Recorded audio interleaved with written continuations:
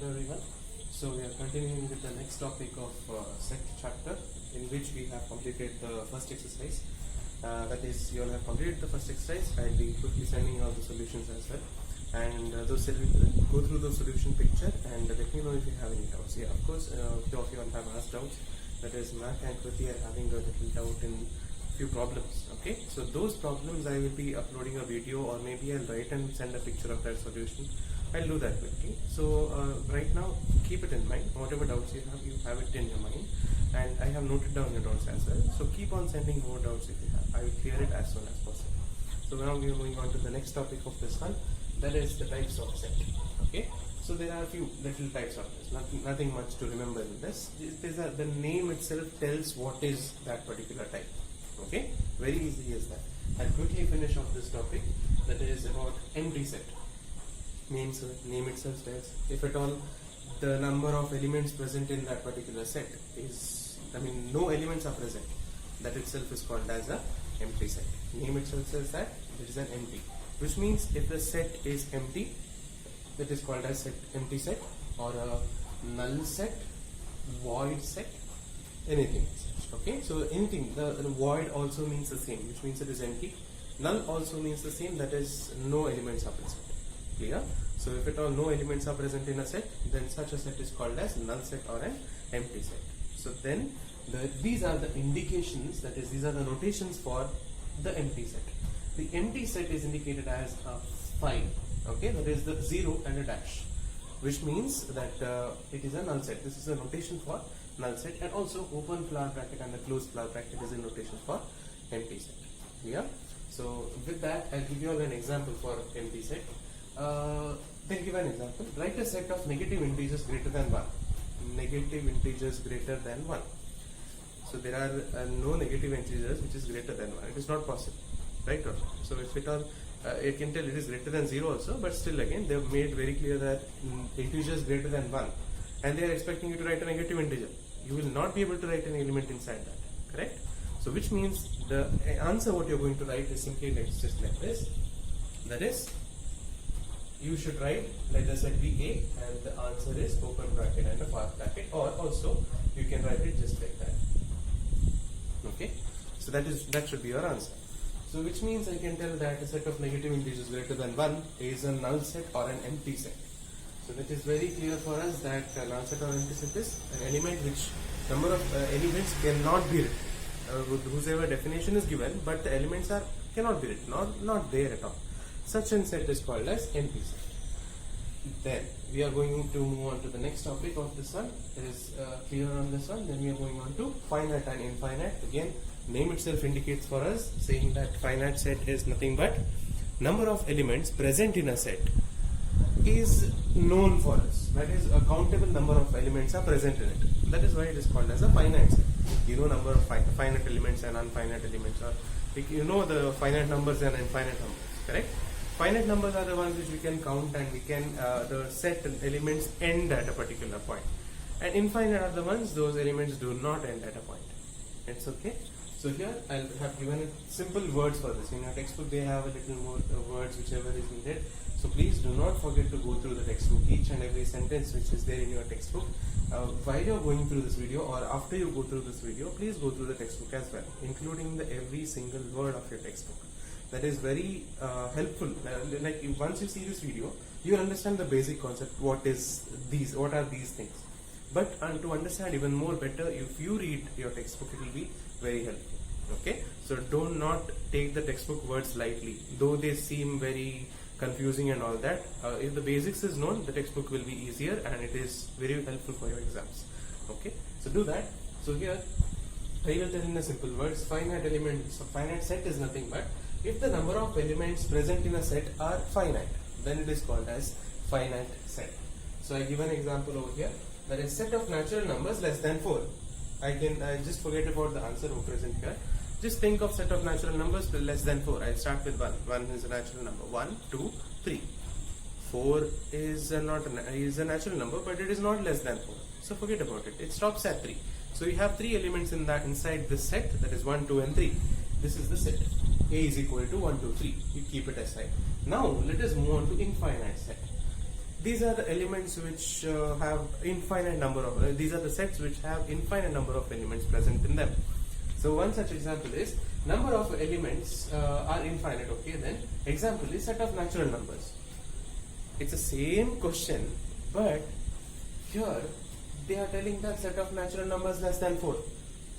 Here they are telling set of natural numbers. That's it, over. They don't have a limit over there. Set of natural numbers can be 1 to 100 also, 1 to 1000 also, 1 to lakh also, anything. So it goes on and on and on.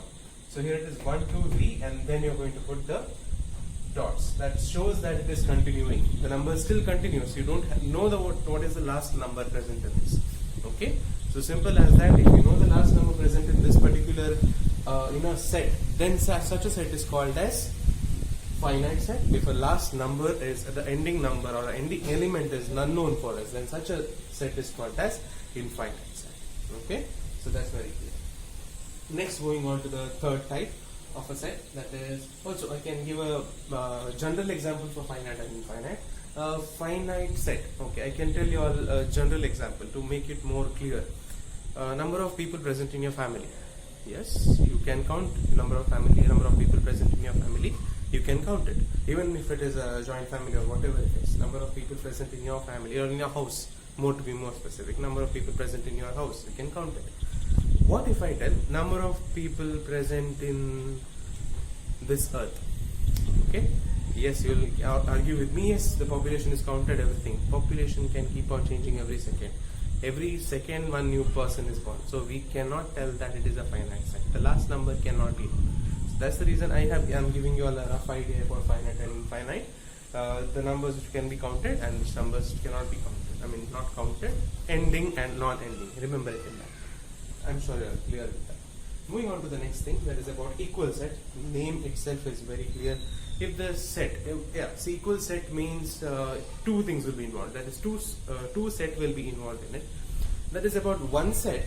All the elements present in that set, if it is equal to all the elements present in the second set, then those two sets are called as equal sets. Okay. So I'll tell here, you can check in this example. There is nothing much to define about it. It is name itself is clear.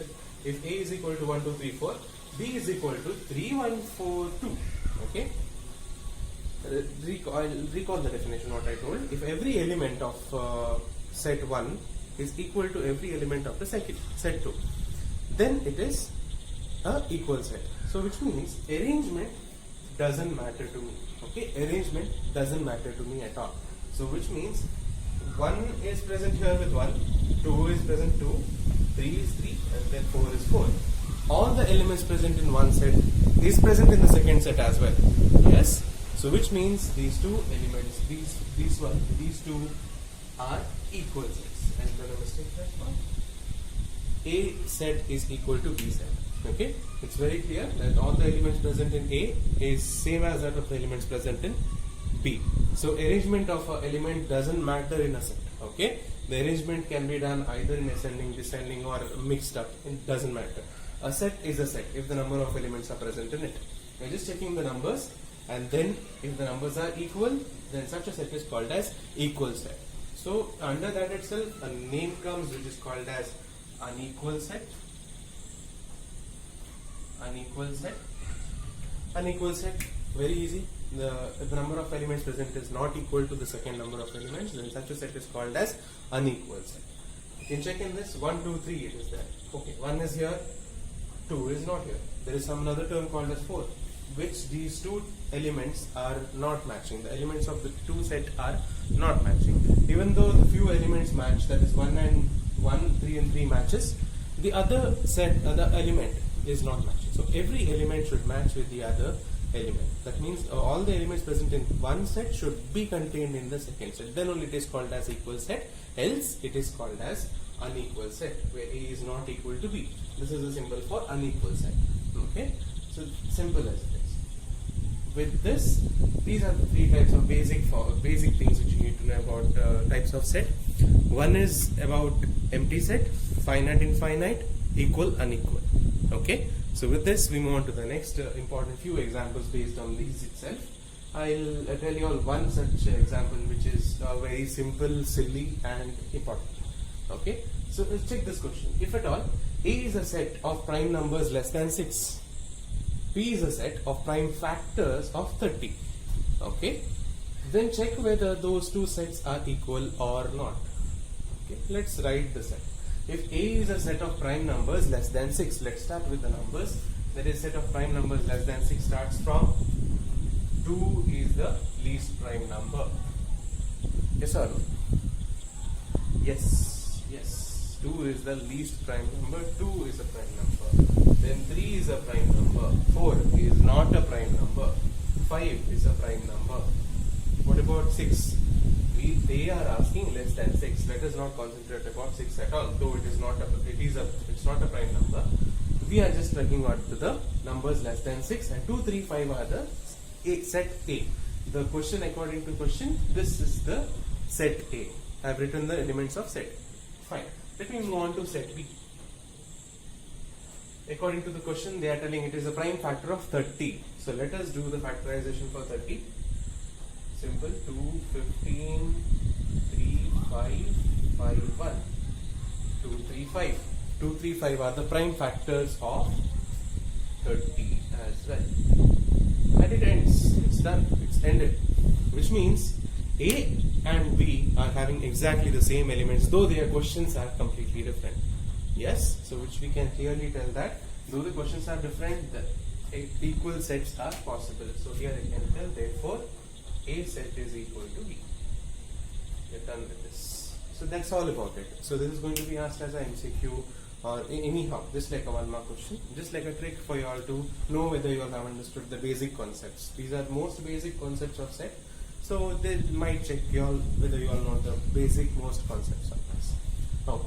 With this, I will move on to the next one more note saying that if at all you all see element is given in the form of one set, that is 1, 2, 3. If another element is given as something like this, that is numbers are repeated inside a set.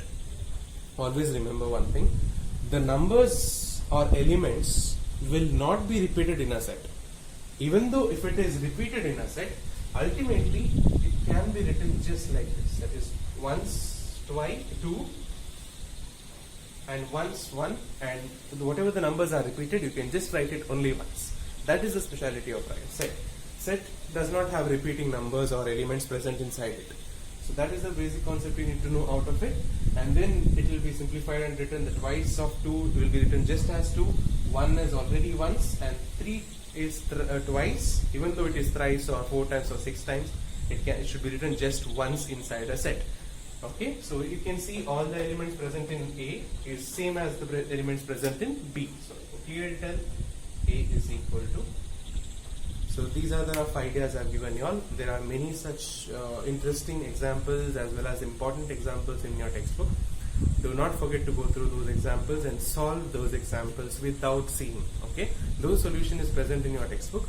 Go through them. Once you go through this video and go through all the explanation, every word to word given in your textbook. Once you are done going through that, go through the examples as well. After that, solve those examples just by writing the questions in a book and then solving this example without seeing the solution. And then finish that exercise 1.2. That is the second exercise of this chapter. Try to finish it off and let me know if you have any doubts with that. Which are the sums you have doubt? I will clear it out with the next video with the complete of those solutions as well. Okay. So do not hesitate to ask any doubts. Yeah, maybe even if I delay to clear your doubts, but it will be clear. That is something which I will assure you all. Whatever doubts you will have will be cleared, so do not worry. Please go through these things and let me know what doubts you will have. Thank you.